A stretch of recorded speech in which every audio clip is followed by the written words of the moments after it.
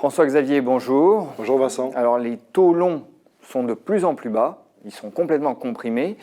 Est-ce que le différentiel de rémunération qu'on peut obtenir entre l'obligataire et les actions ne milite pas pour que le prix des actions monte ?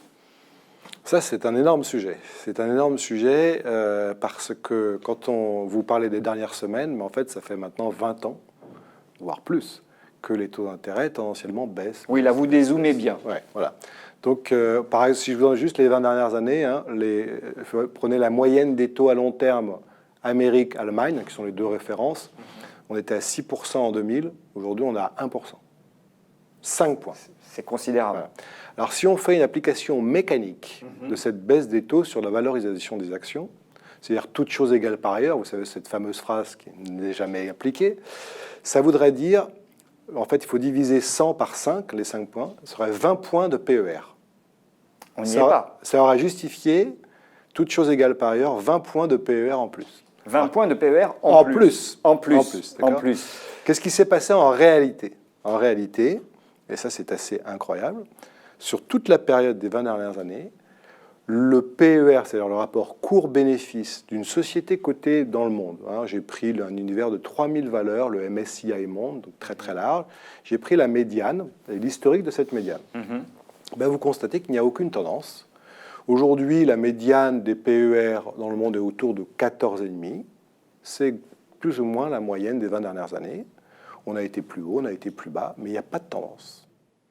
Et puis, alors, un autre exemple que vous aimez bien citer, parce que vous me l'aviez sorti la dernière fois, je l'ai gardé en tête, c'est celui du Japon. Oui.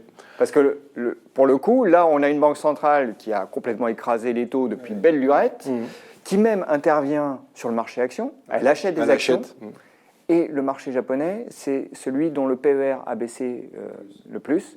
Et il est aujourd'hui le plus bas des pays développés. Il est à 11 contre 14,5 pour le plus. Donc le lien qu'on fait en effet entre compression des taux longs et valorisation des actions, parfois, il ne semble pas tenir. Mais est-ce que là... C'est l'inverse de ce qu'on entend souvent. C'est l'inverse. Et c'est frappant. Et ça interpelle. Mais est-ce qu'on regarde les choses suffisamment en détail ?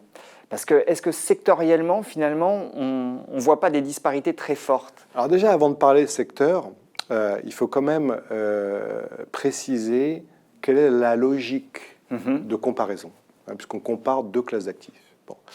Alors la logique, d'abord, elle vient de comment on valorise une action. N'importe quel actif financier est valorisé sur le même principe. C'est l'actualisation des flux futurs à un certain facteur d'actualisation, un taux d'intérêt, si vous voulez. Bon.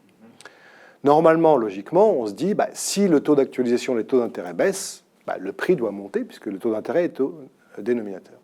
Donc c'est un peu comme ça que se pose l'énigme de ce qu'on appelle la prime de risque, qui est l'écart entre le rendement des actions mesuré par l'inverse du PER et le rendement des obligations. Donc tout se passe comme si, depuis 20 ans, malgré la baisse de rentabilité des obligations, personne n'a eu l'idée d'aller vers les actions en remplacement. Alors oui, dit comme ça, on pourrait se dire qu'il y a une énigme, mais enfin, on a aussi des contraintes réglementaires qui poussent un certain nombre d'acheteurs institutionnels à se porter sur les obligations. Ouais. Pour moi, il va y avoir toute une série d'arguments. Le premier, vous venez de le donner, qui est très fort. À la fin des années 2000, en fait, ça a coïncidé d'ailleurs avec la crise financière. La réglementation BAL 3 pour les banques et Solvabilité 2 pour les assureurs et les fonds de pension a privilégié énormément l'obligataire étatique, considéré comme sans risque, et défavorisé énormément la classe d'actifs actions. Pourquoi ? Parce qu'il y a dans la réglementation une diabolisation de la volatilité. Or, l'actif le plus volatile, c'est bien les actions. Il y a d'autres actifs qui sont extrêmement risqués, voire beaucoup plus risqués que les actions, potentiellement l'immobilier, le private equity, le high yield, les obligations au rendement. Eh bien, ces catégories d'actifs, certes, les assureurs et les banques doivent provisionner les pertes potentielles, mais moins que les actions à cause de la volatilité. Alors ça, c'est un point essentiel que vous soulevez. Donc si je résume bien ce que vous êtes en train de nous dire, et si je l'exprime un peu différemment, c'est finalement, on a un risque de volatilité qu'on ne supporte pas, Voilà. et du coup, on est prêt, enfin c'est le corollaire, on est prêt à s'exposer à des risques d'illiquidité, d'immobilier, ou des risques de défaut qui sont majeurs sur le high yield. Voilà. Donc c'est un point essentiel que vous faites, puisque les gens parlent de récession aujourd'hui, ils n'ont pas peur des risques de défaut, mais ils ont peur des actions. Donc on marche un peu sur la tête. Est-ce qu'il n'y a pas aussi dans cette inappétence des investisseurs pour les actions, alors il ne faut pas minorer évidemment l'impact réglementaire, il est considérable, il est majeur, mais est-ce qu'il n'y a pas aussi une part psychologique, et est-ce que le grand traumatisme de l'écroulement des cours en 2008-2009 ne pèse pas finalement sur l'envie d'y retourner? C'est une hypothèse qui me semble très crédible. D'abord parce que même avant le krach de 2008, il y avait eu beaucoup d'études qui avaient été faites sur ce qu'on appelle donc le mystère de la prime de risque. C'est-à-dire pourquoi est-ce que les actions rapportent trop par rapport aux obligations depuis si longtemps. Et un certain nombre de prix Nobel même ont émis l'hypothèse que la peur de ce genre d'événement ultra rare, mais qui fait si mal, 50% de baisse des actions en 2008 ou 1929, bon, ça arrive une fois par siècle, mais c'est tellement fort que c'est mis dans le prix des actions, c'est-à-dire que ça fait baisser la valorisation des actions, le fait que cette hypothèse ne soit pas, est une probabilité non nulle, est une des explications. Or, aujourd'hui, et vous avez absolument raison, cette hypothèse a été vérifiée il y a seulement 10 ans et elle est dans l'esprit des investisseurs. Donc il y a une fuite devant la volatilité qui est accrue par ce traumatisme. Quand on regarde plus dans le détail, parce que j'ai fait mention au secteur tout de même, parce que donc on a cette vision, enfin ce graphique il est extrêmement parlant. En effet, le PER n'a pas évolué, enfin, en tout cas il n'a pas pris en compte clairement la baisse des taux longs. Mais quand on regarde plus dans le détail, on voit bien qu'il y a des compartiments de la cote qui ont des comportements totalement distincts. Est-ce que finalement, cette baisse des taux, elle n'a pas profité tout simplement aux valeurs de croissance, et parmi celles-ci, aux plus emblématiques que sont les valeurs de technologie, et pénalisé la value, parce que c'est aujourd'hui le tableau qu'on a. Voilà, là on rentre dans le cœur du sujet. C'est qu'on a parlé de la réglementation, on a parlé du traumatisme de 2008, mais on a oublié de parler, on en parle maintenant, de la croissance, de la question de la croissance. Toute cette baisse des taux longs qu'on a eue depuis 20 ans, elle n'est pas là par hasard. Elle est là parce que, la croissance structurelle potentielle a baissé, des effets démographiques.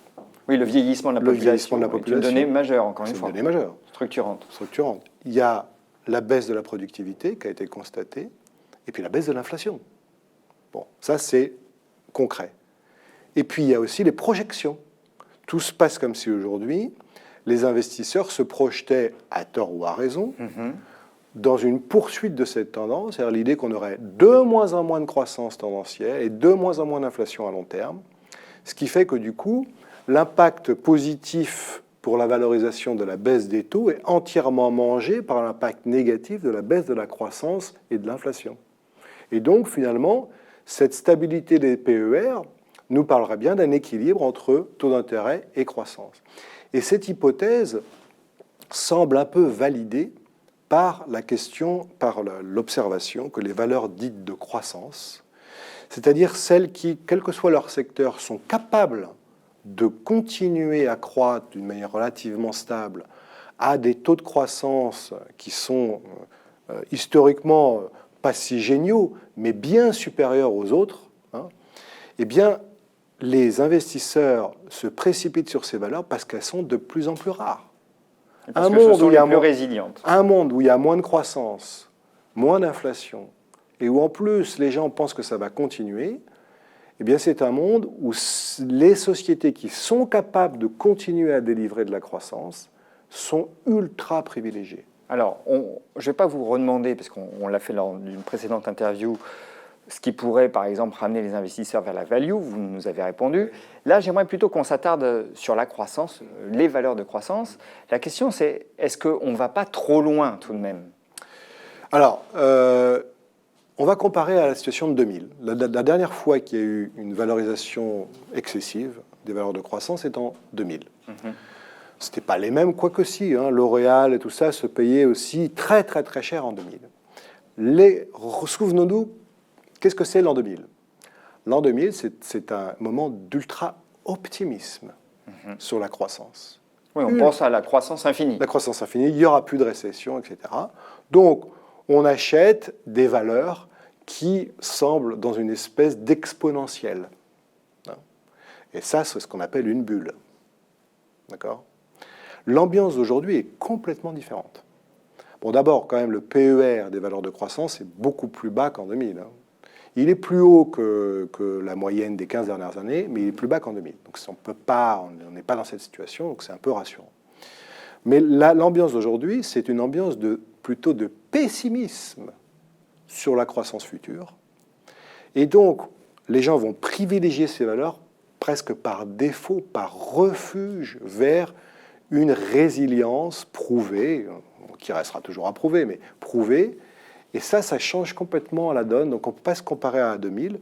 Cela dit, dans les deux cas, il y a toujours le risque d'une bulle, c'est-à-dire qu'à un moment où les gens se réfugient sur ces valeurs de croissance, elles voient qu'elles montent et puis disent je les achète parce qu'elles montent. Ça, c'est une bulle. Ça, c'est une bulle.